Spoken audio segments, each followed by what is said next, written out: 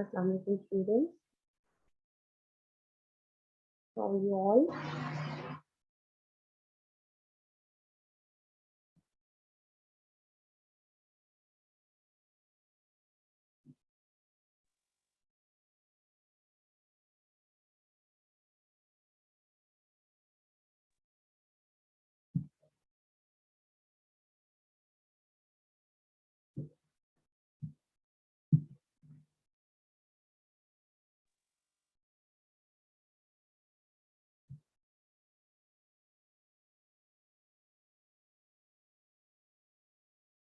Okay, students, can you see the screen, everyone?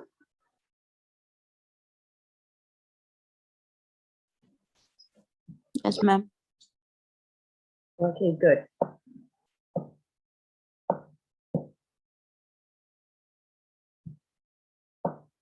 Okay, everyone. Now, today we are going to start our revision. As you know that we are done up with all the rest of literature. So the literature revision is almost done. Almost done means it's done. And we had already started up with the revision of the language.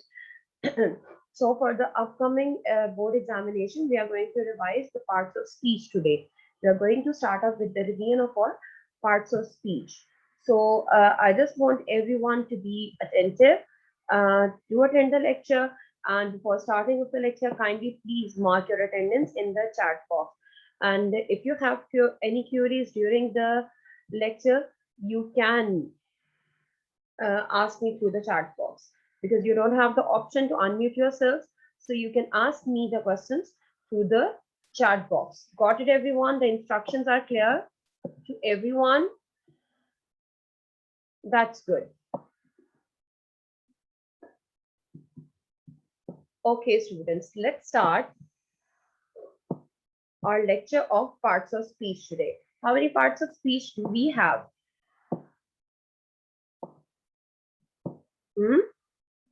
Quick answers, please.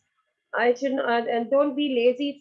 Be active, and I need quick answers in the chat box. So, how many parts of speech do we have in our grammar?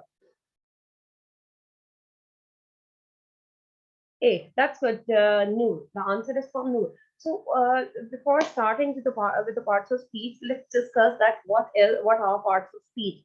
That the parts of speech explain how a word is used in a sentence.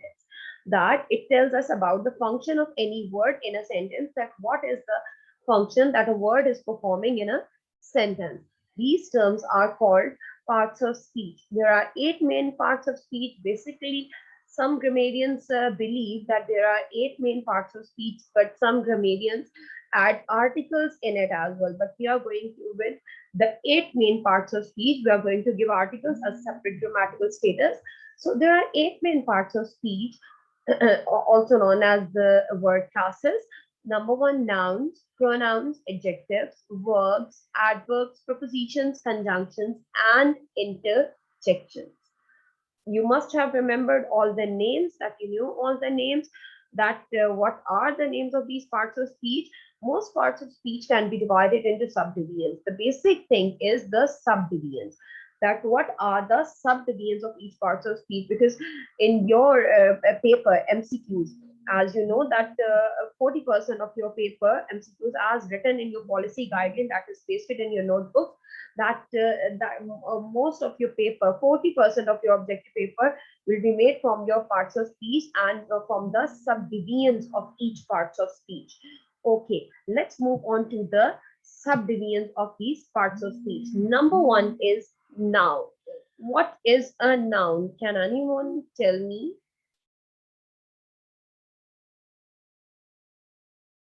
What is a noun? Remember, we did short definitions, 1 word, 2 word definitions in the class. That what is the 1 word definition? Okay, Daniel, you can ask me the question in the chat box. If you want to ask me any question, you can ask me the question in the chat box, please. Because of very bad experience with grade 9 initially in the class, I cannot allow the students to unmute themselves. Okay? Or still let me unmute you if you want to ask any important question. I am not comfortable with the chat box. Okay, let me unmute you. Where are you? Here you are. Yes, Daniel.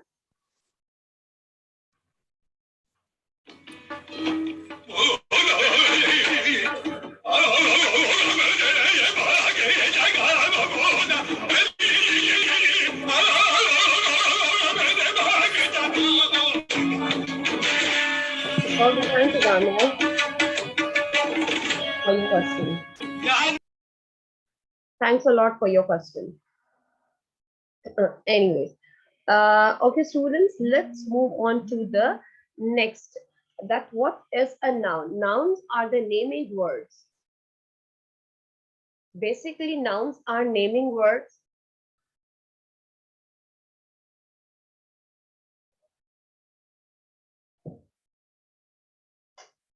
This is the same thing that was happening in grade 9. I don't know why the students behave, why don't the students behave? Surely they have to face the same teachers in the class anyways. Leave these useless persons. Okay, a noun is a name of a person, place, thing, or idea. Basically, the naming words and the name of anything, any idea, any place that these are called nouns. So, for examples that Daniel, London, table, dog, teacher, pen, city, happiness, hope.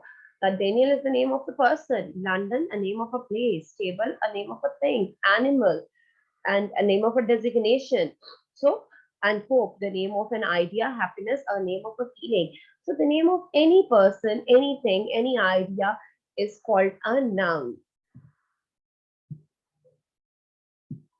It's called a noun. Okay, is it clear? Next.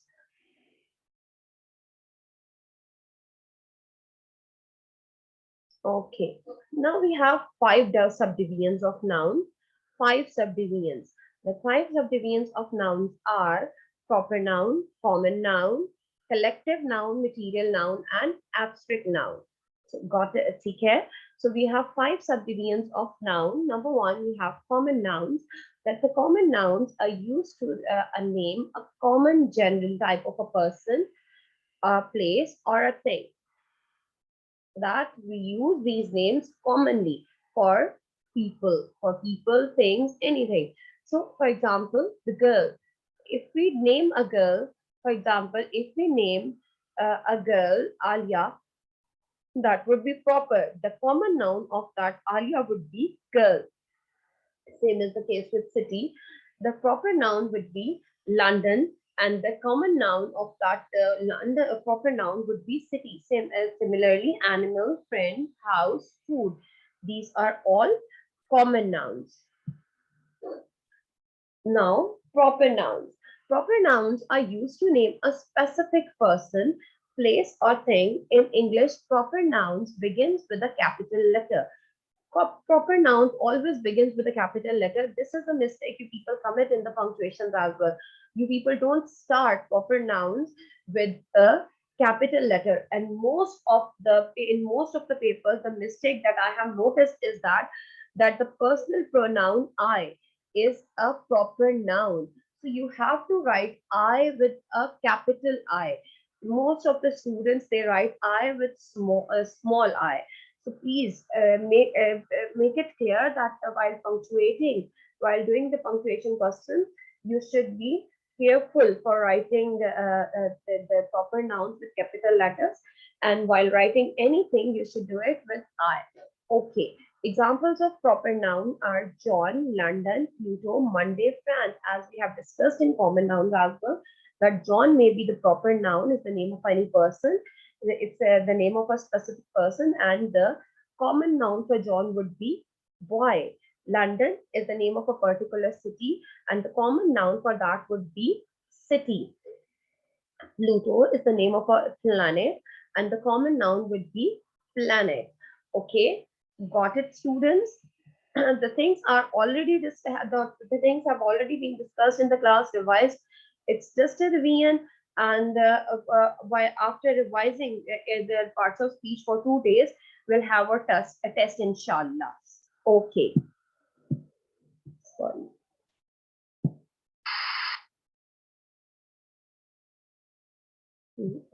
Born. Okay, can you please wait for a while, students? Just wait for a while.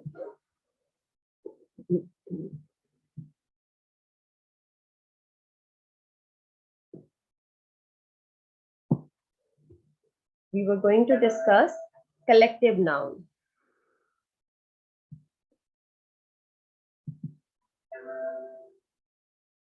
Okay, there is a technical problem. I don't know why has it been occurred that the laptop is not able to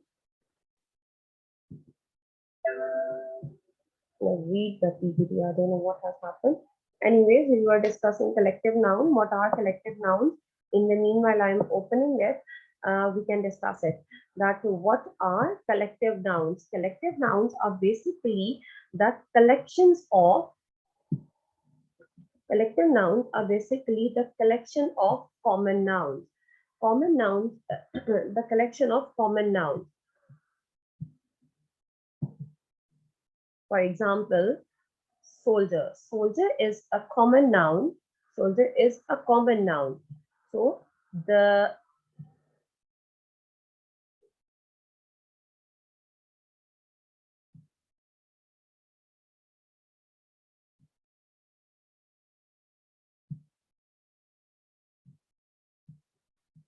sorry, students, just wait for a while.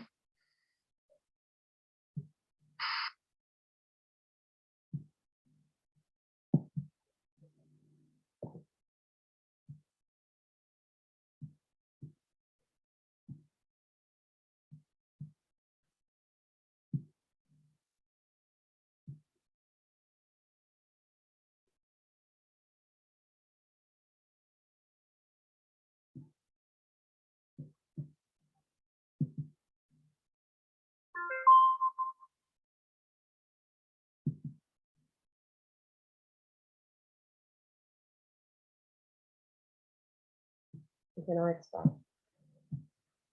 Okay, we were discussing collective noun. That collective nouns are the words that refer to a set or a group of people, animal, or groups. Basically, it's the set of common nouns. Okay, set of group of common nouns or the set of common nouns. Got it?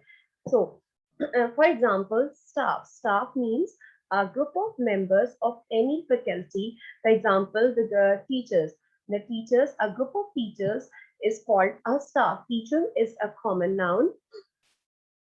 Teacher is a common noun and the group of teacher is staff. Next, team, player. Player is a players. Player is a common noun. So, or a member is a common noun and the group of these is a team. Similarly, crew, herd, flock, bunch. Although the collective nouns are basically the groups of common nouns, means there is a collection of a number of things.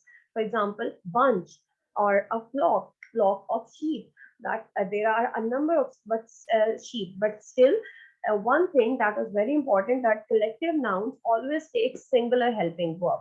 We cannot say that the staff are, although it's a group of a number of people, but still we will say staff is, team is, crew is. So collective nouns always take singular helping verb. Got it, everyone? Next.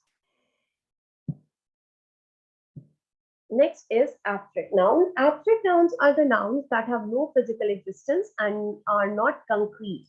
Means the abstract nouns are basically the things that we can feel or we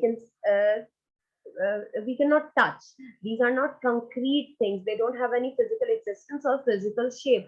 They refer to ideas, emotions, or concepts. So you cannot see, touch, or hear, or smell, or taste something. That if you cannot see these things, the things that you can smell, hear, these are abstract nouns. Many abstract nouns are uncountable. For example, abstract nouns include love. Love is a feeling that you can feel it. You cannot touch it. You cannot see it. You cannot smell it. Time. You cannot see time. You can just feel that the time is passing. Happiness is an idea. Bravery is a concept. Creativity is a concept as well. Justice. You can not see the shape of justice. You can just feel that the justice is going on. Freedom, you can feel the freedom. You cannot see its particular shape or speed. You can, all these are the things or the concepts or ideas that you can only feel. You cannot see these see the concrete shape of these things. They don't, these things these don't have the physical existence. Got it? Okay. I hope abstract noun is clear to everyone. Next, we have is pronoun. The second part of speech is pronoun. As the name itself suggests, pro means in place of something that has been used in place of something. Pro means in place of. So the word itself is the definition that is the word that is used in place of a noun that replaces a noun. A pronoun is used in place of a noun or a noun phrase to avoid repetition. For example, if you are writing an essay on a student that Ali is a good student, Ali goes to school, Ali does his work regularly. So to avoid that repetition of proper noun, the use of there is the use of pronoun to avoid that repetition. The examples of pronouns are I, we, they, he, she, it, me, us, them, him, her, this, those, whatever. Examples in sentences: Mary is tired. Mary is tired. She wants to sleep. I want her to dance with me. The word the proper noun Mary. Mary. Oh, in the second sentence, she replaced the word Mary, and in the third sentence, the word her replaced the word Mary to avoid the repetition. This is how we use our pronoun. I hope everything is clear till now. Okay. Next, the subdivision of noun is personal pronoun.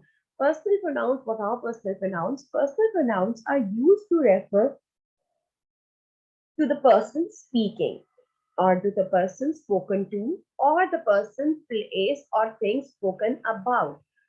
The person speaking means the speaker himself. For example, over here, I am speaking, I am the speaker. And then the person spoken to whom I am speaking to. I am speaking to you people. So the person spoken to is spoken to means the listener. That you people are the listener over here, or the person or place or thing spoken about. The person, place, or thing that is being talked about. That the speaker and the listener, they are talking about the person. Okay. Then a personal pronouns have three more subdivisions. First person pronoun, first person singular, first person plural, means first person pronoun, second person pronoun, and third person pronoun. Then they have first person singular pronouns and plural pronouns. First person singular pronouns are I, me, my, mine. Plural pronouns are we, us, or ours. Second person singular pronoun you, your, yours. And third person singular pronoun second person singular and plural are the same. You, your, and yours are singular and plural, both pronouns.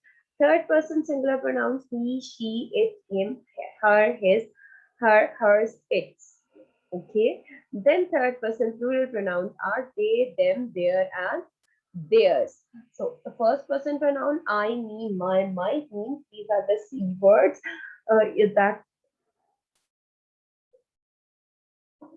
I use for the speaker, the person who is speaking in the class. Then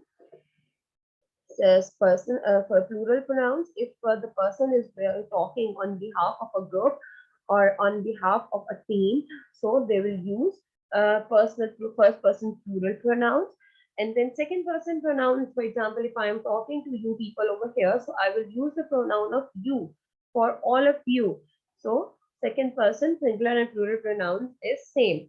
Then the third person pronoun, if I am talking about uh, any person that the person may be present or not present. I'm talking about a person about a person with you people, that he is a good person. He performs very well in the class.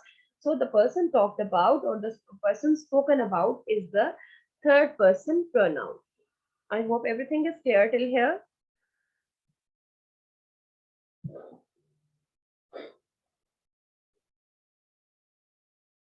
Okay. Then we have reflexive pronoun. Reflexive pronoun is used when the action turns back to the subject. What is the subject in the sentence? That the subject in the sentence is the doer of the action, the person who is performing the action. The person who is performing the action is the subject of the sentence. So the first reflexive pronoun is used when the action turns back to the subject. For example, if I say that I am writing a book for myself, or I'm writing a book about myself. So the I am writing is something. Writing is the action of writing. It's turning back to the subject, that I am writing a book for whom? I am writing a book for myself. He hits himself. That the action of hitting is turning back to the subject to whom he has, the person is hitting. The person is hitting himself.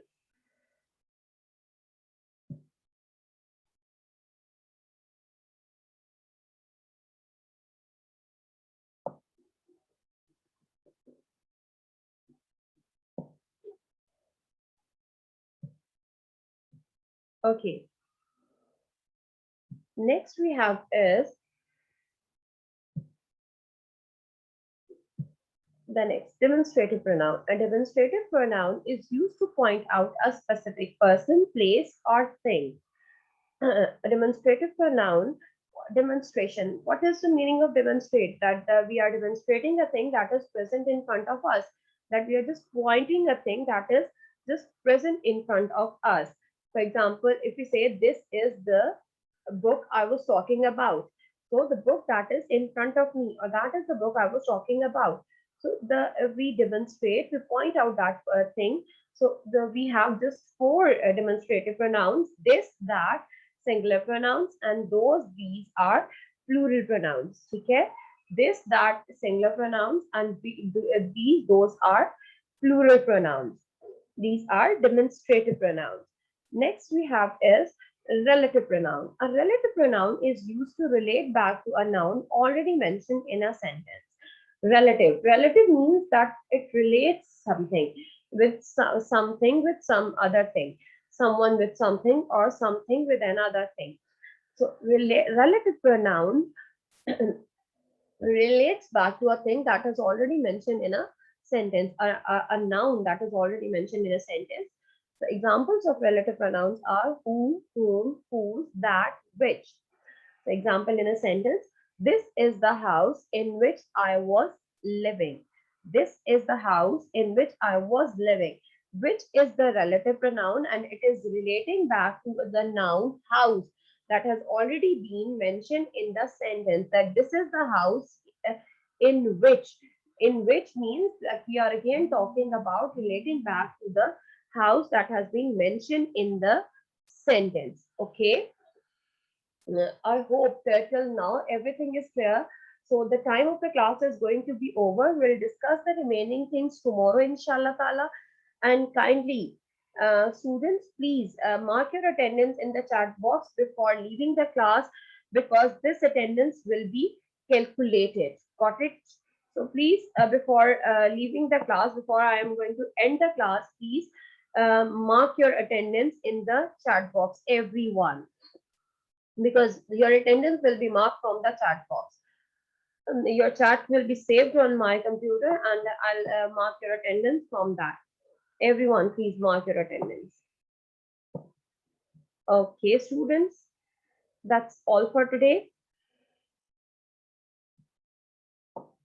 See you tomorrow, inshallah.